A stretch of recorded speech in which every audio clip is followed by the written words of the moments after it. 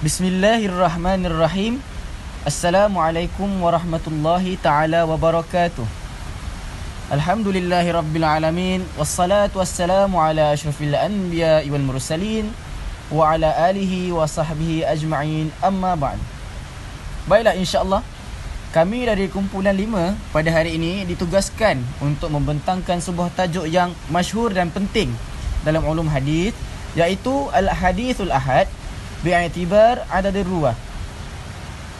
Baiklah, kumpulan 5 ini diterajui oleh 4 orang utama. Memang 4 orang pun, iaitu saya sendiri, Muhammad Hazim bin Nasaruddin, Muhammad Anas Saufi bin Mat Syukri, Muhammad Nur Danish bin Kaman, dan yang terakhir Ahmad Fayyad bin Ahmad Fahmi. Baiklah, setiap daripada kami pada hari ini ditugaskan untuk membentangkan tajuk-tajuk ataupun subtopik yang tertentu. Iaitu saya pada hari ini, Muhammad Azim bin Nasaruddin, ditugaskan untuk membentangkan ta'rif Al-Hadithul Ahad. Adapun Muhammad Anas Saufi ditugaskan untuk membentangkan tentang subtopik Al-Hadithul Gharib wa Anwa'uh. Muhammad Nur Danish pula ditugaskan untuk membentangkan Al-Hadithul Aziz wa Amsaluh. Dan yang terakhir sekali, Ahmad Fayyad bin Ahmad Fahmi ditugaskan untuk membentangkan Al-Hadithul Masyhur wa Amsaluh. Baiklah, kita berpindah kepada subtopik yang pertama. Baiklah, kita berpindah kepada subtopik yang pertama, iaitu Ta'riful Hadithul Ahad, yang akan dibentangkan oleh saya sendiri, Muhammad Hazim bin Nasaruddin, dengan nombor metrik U2100303/2. Maafkan saya, U2100304. Baiklah, Ta'riful Hadithul Ahad lughatan ma yarwihi syakhsun wahid wa yutlaqu ma ruwiya an akthar min wahid litamathaluhu fi ifadati dhann walal yaqin. Wa amma istilahan al-hadithul ladzi lam yatahaqqaq fihi syurut ayu sifa at-tawatur. Baiklah, dari segi bahasa, ta'rif al-hadithul ahad ialah apa yang diriwayatkan daripada seorang individu, dan juga ditarifkan daripada segi lughah, selain daripada diriwayatkan oleh seorang individu, juga dimasukkan sebagai apa yang diriwayatkan an akthar min wahid, lebih daripada seorang perawi. Ditama saluhu fi ifadati dhann walal yakin, yang mana yang diriwayatkan ini hanya mencapai dapat memberikan faedah daripada segi dhann sahaja dan tidak pada al-yaqin, yakni memberikan faedah daripada segi sangkaan dhann dan tidak pada yakin, tidak capai tahap yakin. Adapun daripada segi istilah, al-hadithul ladzi lam yatahaqqaq fihi syurut sifat at-tawatur, yakni hadis yang mana tidak tercapai, tidak lengkap padanya syarat-syarat at-tawatur ataupun sifat tawatur. Seperti yang kita tahu, al-hadithul mutawatir mempunyai 4 frasa utama dalam ta'rifnya. Dan yang 2 yang penting daripadanya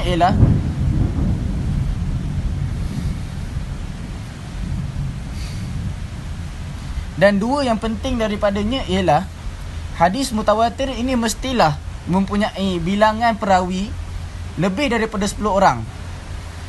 Dan yang kedua, hadis mutawatir ini mestilah mempunyai perawi yang ramai, iaitu lebih daripada 10 orang pada setiap tabaqah, yakni daripada setiap peringkat itu perlulah mempunyai lebih daripada 10 orang.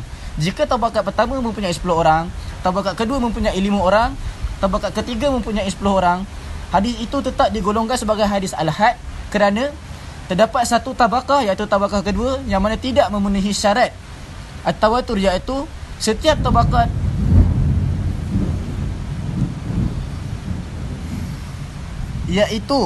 tabaqat perlulah mempunyai lebih daripada 10 orang perawi. Baiklah, kita pergi kepada sifat al-hadithul ahad. Slide seterusnya, iaitu sifat al-hadithul ahad. Sifat-sifat hadis ahad ini, yang pertama, yufidu dhann, yang seperti kita telah dibentangkan di dalam ta'rif sebentar tadi. Hadis ahad ini hanya memberikan faedah kepada daripada segi zon saja, tidak mencapai status yakin. Kenapa kita mengatakan begitu? Kita pergi lihat kepada sifat yang kedua, iaitu yumkinu ayyakuna maqbulan atau mardudan. Dia hanya mencapai status zanni sahaja kerana hadis al-ahad boleh menjadi padanya diterima ataupun juga ditolak. Hal ini berlawanan dengan hadis mutawatir kerana hadis mutawatir wajib ataupun pasti makbul, kerana mustahil bagi hadis mutawatir untuk direka oleh orang-orang tertentu. Direka hadis tersebut oleh orang-orang tertentu kerana mempunyai jumlah perawi yang terlalu ramai, dan setiap daripada segi lafzi dan maknawinya mempunyai kesamaan, dan menyebabkan perkara ini mustahil untuk direka-reka. Adapun hadis al-ahad, jumlah perawinya sedikit menyebabkan status hadis ini hanya mencapai taraf zanni saja, dan sebahagian daripada hadis ahad itu diterima dan ditolak. Hadis-hadis ini tidak diterima dengan begitu sahaja. Mereka perlu memenuhi 5 kriteria hadisul al-qabul, iaitu ittisal sanad, adalatul ruwat, dhabatul ruwat, salamah minal ilal wa salamah minasyadz. Jika hadis itu memenuhi ke-5 kriteria, akan dipanggil sebagai hadis sahih. Kalau lebih ringan daripada hadis sahih, maka hadis hasan, dan seterusnya. Jika kurang, akan menyebabkan hadis itu boleh menjadi tertolak ataupun dhaif yang ringan. Yang ketiga, ya'tabirul amal bihi idza tahaqqaqa fihi syuruti al-qabul. Dibolehkan pengamalan dengan hadis ahad tersebut jika hadis itu lengkap padanya syarat-syarat al-qabul, iaitu yang 5 tadi. Jika hadis itu lengkap dengan 5 syarat-syarat ini, maka hadis itu dibolehkan untuk beramal dengannya, iaitu berhujah dan juga mengambil kaifiat pengamalan daripada hadis tersebut. Dan yang keempat, kasiru adaduhu, yakni jumlah hadis ini banyak. Hal ini kerana syaratnya yang lebih longgar daripada hadis mutawatir menyebabkan jumlah hadis-hadis ini lebih banyak daripada hadis mutawatir. Kerana hadis mutawatir memerlukan setiap tabaqat itu lebih daripada 10 orang sahaja. Sedangkan hadis al-ahad dikategorikan kepada 3 pecahan, iaitu akan dibentang oleh sahabat saya sebentar lagi, yang mana kriteria itu lebih ringan, menyebabkan jumlah hadis ini lebih banyak daripada hadis mutawatir. Yang ini jumlahnya lebih banyak secara umumnya. Okey, sekali itu saja daripada saya. InsyaAllah pembentangan ini akan diteruskan oleh sahabat saya yang akan membentangkan tentang hadisul al-gharib wa anwa'uh. Assalamualaikum warahmatullahi wabarakatuh. Bismillahirrahmanirrahim. Nama saya Muhammad Anas Saufi bin Mat Syukri, nombor metrik 22005148, akan menerangkan bab hadisul gharib wa anwa'ihi, hadis gharib dan jenis-jenisnya. Al-hadisul gharib, ta'rif hadisul gharib. Ta'rifnya daripada segi lughatan ialah huwa sifatun musyabbahah bima'na al-munfaridu awil ba'id an aqaribihi. Itu hadis gharib daripada segi istilah merupakan sifat musyabbahah, yakni bererti terasing ataupun berjauhan dan tunggal. Dan daripada segi istilahnya pula ialah wa ma yanfaridu biriwayatihi rawin wahidin, iaitu hadis yang sudut sanadnya diriwayatkan oleh seorang perawi sahaja pada mana-mana tabaqah. Namun begitu ia berlainan dengan gharibul hadis, yakni di mana gharibul hadis membawa maksud matan hadis yang mengandungi perkataan-perkataan yang susah dan sukar difahami. Seterusnya ialah tasmiyatu saniyatan lahu, nama lain bagi hadisul gharib. Yutlaqu katsiru minal ulama'i 'ala al-gharibi isman akhar huwa al-fardu 'ala annahuma mutaradifan. Nama lain bagi hadis gharib ialah banyak ulama memberikan nama lain bagi hadis gharib, iaitu al-fardu. Kerana al-gharib, kataan al-gharib dan al-fardu ini Al-fard ini membawa maksud yang sama, iaitu tunggal. Seterusnya, hukmu ya'malu bihadis al-gharib. Hukum beramal dengan hadis gharib. Fasahihu yajibu amalu bih wa yasihu bihi al-ihtijaj wal istidlal. Sekiranya hadis tersebut hadis bertaraf sahih, maka boleh kita beramal dan berhujah dengannya. Sebagai contoh, ia terdapat dalam Sahih Al-Bukhari dan Muslim. Wa amma ad-dha'ifu fala ya'malu bih wa la yuhtajju bihi 'ala rajih min aqwali ahli al-'ilmi. Sekiranya hadis tersebut bertaraf dhaif, maka tidak boleh beramal dengannya. Sebagaimana hukum hadis dhaif juga maudhu' yang lain. Seterusnya, aqsamuhu, iaitu pembahagian hadis gharib terbahagi kepada dua, iaitu al-gharibul mutlaq dan gharibun nisbi. Yang pertama, al-gharibul mutlaq ataupun nama lain bagi gharibul mutlaq ialah al-fardul mutlaq. Ta'rifnya ialah wa ma kanat al-gharabah fi asli sanadihi, ay ma yanfaridu bi riwayatihi syakhsun wahidun fi asli sanadihi. Iaitu maksudnya gharib mutlaq iaitu hadis yang diriwayatkan oleh seorang perawi sahaja dari awal tawaqah lagi, iaitu ini sahabat. Erti kata ataupun erti kata lain, ia bermaksud hadis yang gharib berlaku pada asal sanad, ataupun hadis yang seorang perawi berseorangan meriwayatkan pada asal sanad. Maka dengan itu al-gharibul mutlaq ataupun fardul mutlaq ni terjadi apabila penyendirian perawi itu hanya terdapat pada satu tabaqah sahaja. Sebagaimana contoh hadis riwayat Ibnu Umar. Misaluhu qala Umar bin al-Khattab radhiyallahu anhu sami'tu Rasulullah sallallahu alaihi wasallam yaqul innamal a'malu binniyati wa innama likulli imri'in ma nawa faman kanat hijratuhu ila dunya yusibuha aw ila imra'atin yankihuha fahijratuhu ila ma hajara ilaih. Itu yang bermaksud daripada berkata Sayyidina Umar radhiyallahu anhu, aku mendengar Rasulullah sallallahu alaihi wasallam bersabda, segala amal itu bergantung pada niatnya, dan setiap orang hanya mendapatkan apa yang diniatnya. Maka barang siapa yang hijrahnya kepada Allah dan Rasulnya, maka hijrahnya itu kepada Allah dan Rasulnya. Barang siapa yang hijrahnya itu kerana kesenangan dunia atau kerana seorang wanita yang akan dikahwininya, maka hijrahnya itu adalah kepada apa yang ditujunya. Hadis ini telah diriwayatkan pada peringkat pertama iaitu oleh Umar Al-Khattab seorang diri. Pada peringkat kedua pula oleh Al-Qamah seorang. Pada peringkat ketiga Muhammad bin Ibrahim. Kemudian pada peringkat keempat diriwayatkan oleh Yahya bin Sa'id. Dan seterusnya pada peringkat kelima sejumlah perawi.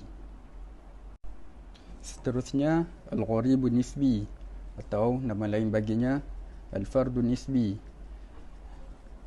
Ta'rifuhu huwa ma kanat al-gharabatu fi asna'i sanadihi, ay an yarwiyahu aksar min rawin fi asli sanadihi thumma yanfaridu bi riwayatihi rawin wahidin an ulaika ruwah.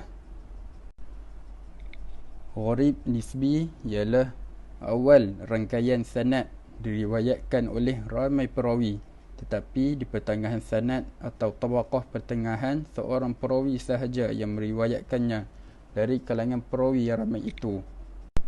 Ataupun dalam erti kata lain, hadis gharib nisbi terjadi apabila penyendiriannya mengenai sifat atau keadaan tertentu dari seorang perawi. Penyendirian perawi seperti ini boleh terjadi berkaitan kesiqahan perawi itu sendiri atau mengenai tempat tinggal atau kota tertentu. Sebagai contoh, dinamakan dengan gharib nisbi kerana seorang perawi tertentu yang menyebabkan ia menjadi gharib nisbi.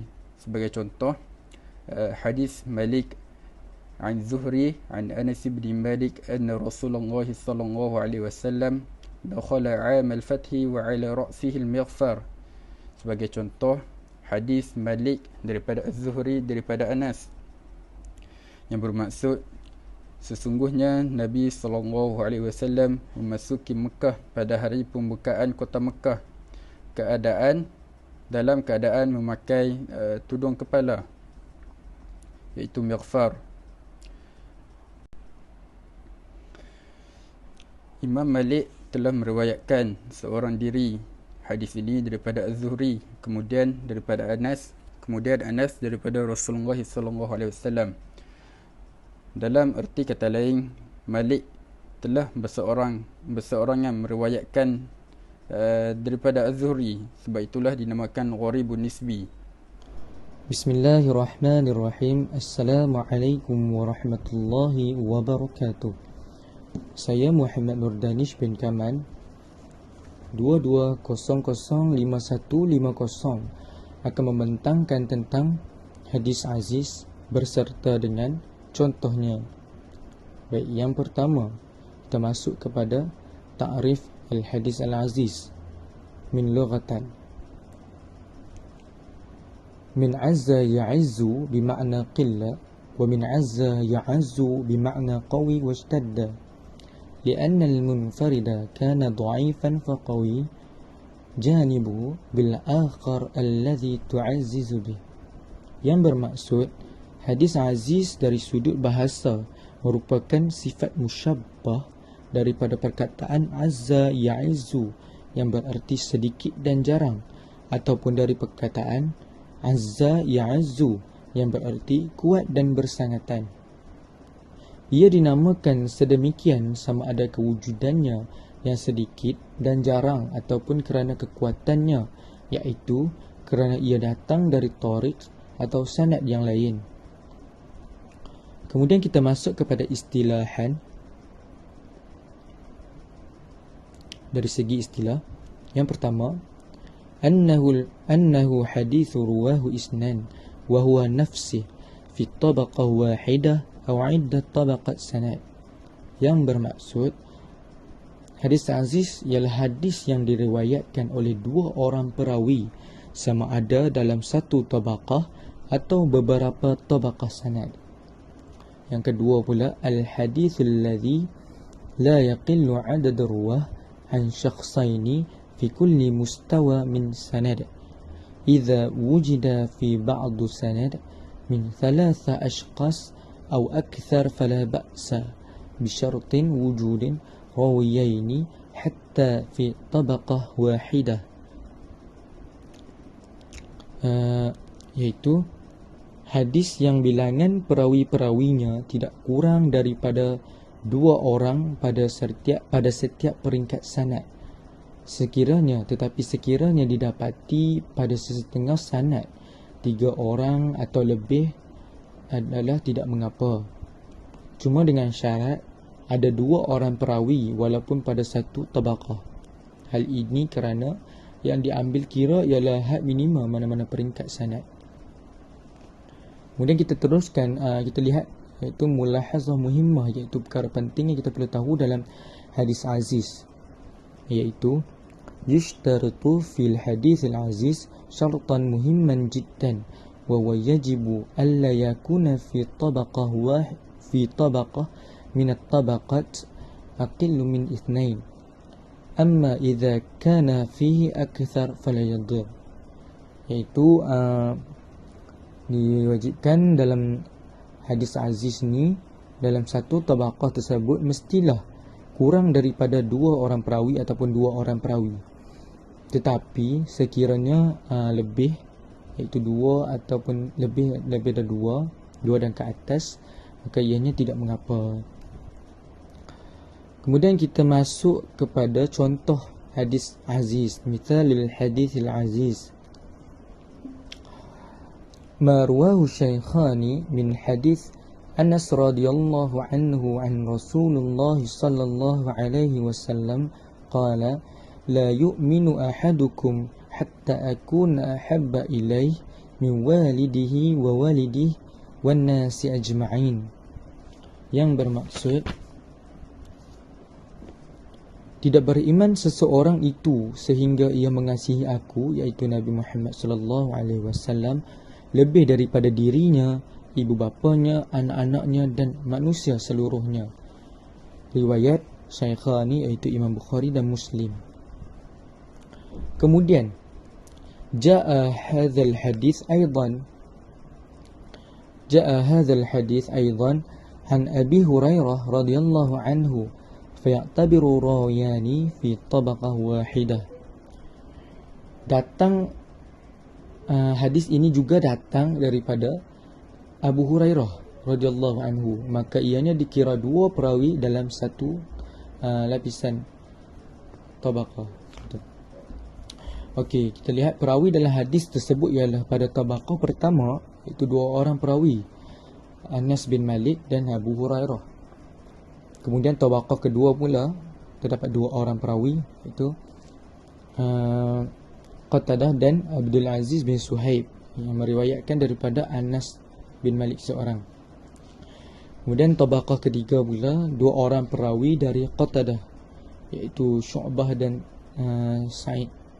Dua orang perawi dari Abdul Aziz, iaitu Ismail bin Ulayyah dan Abdul Warith bin Sa'id.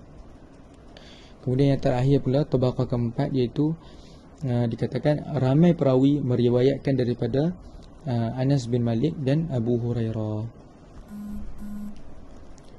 Dan kemudian kita akan teruskan kepada bahagian terakhir dalam hadis aziz, iaitu al-hukmu ya'malu bi hadisil aziz, iaitu hukum beramal dengan hadis aziz.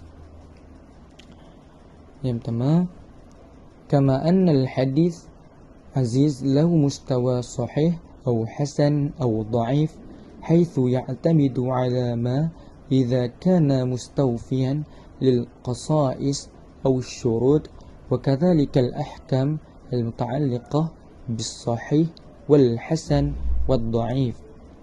Iaitu hadis aziz juga ada yang bertaraf sahih, hasan atau dhaif, di mana ia bergantung kepada sama ada memenuhi atau tidaknya ciri-ciri atau syarat-syarat juga ketentuan yang berkaitan dengan hadis sahih, hasan atau dhaif.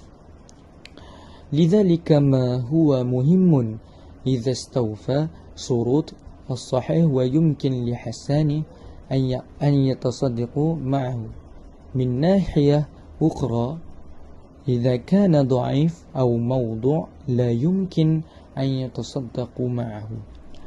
Justru apa yang pentingnya jika ia memenuhi syarat sahih dan hasan, boleh beramal dengannya, maka kita, jika hadis aziz tersebut bertaraf sahih dan hasan, semua umat Islam boleh beramal dengan hadis aziz tersebut. Sebaliknya pula, nahiyah ukhra, jika ia bertaraf dhaif ataupun maudhu', maka kita tidak boleh beramal dengan hadis aziz tersebut. Jadi itu saja daripada saya tentang hadis aziz. Kita teruskan kepada hadis masyhur. Sekian, terima kasih.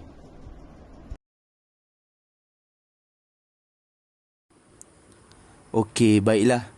InsyaAllah saya akan meneruskan perbincangan kita pada tajuk hari ini. Bismillahirrahmanirrahim. Assalamualaikum warahmatullahi wabarakatuh. Sebelum saya memulakan perbincangan saya pada hari ini, lebih baiklah izinkan saya untuk memperkenalkan diri saya terlebih dahulu kepada antum dan juga ustaz. Nama diberi Ahmad Fayyad bin Ahmad Fahmi yang memegang nombor matrik 22005307. Baiklah, saya percaya dan yakin bahawa antum semua sudah memahami dan sudah ketahui bahawa hadis ahad ini terbahagi kepada 3. Yang pertama hadis aziz, yang kedua hadis gharib, dan yang ketiga hadis masyhur. Saya percaya dan yakin bahawa antum semua sudah memahami dan juga menguasai tajuk-tajuk yang telah dibentangkan seperti yang di atas. Baiklah, pada hari yang mulia ini, saya akan meneruskan perbincangan kita mengenai hadis ahad. Tajuk saya ialah hadis masyhur wa amsaluhu, iaitu hadis masyhur dan juga contoh-contohnya.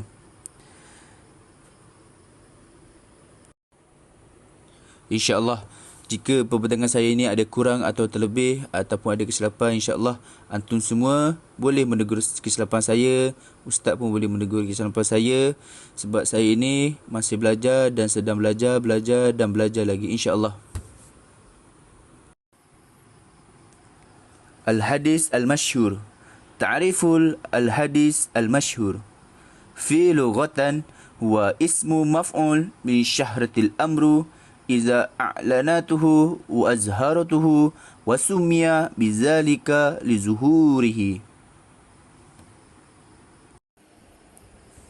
Thumma fi istilahan al-hadis al-mashhur huwa ma rawahu aksar min isnaini walam yablaghu adadil mutawatiri wa summiya mashhuran li syahratihi wa wuduhihi.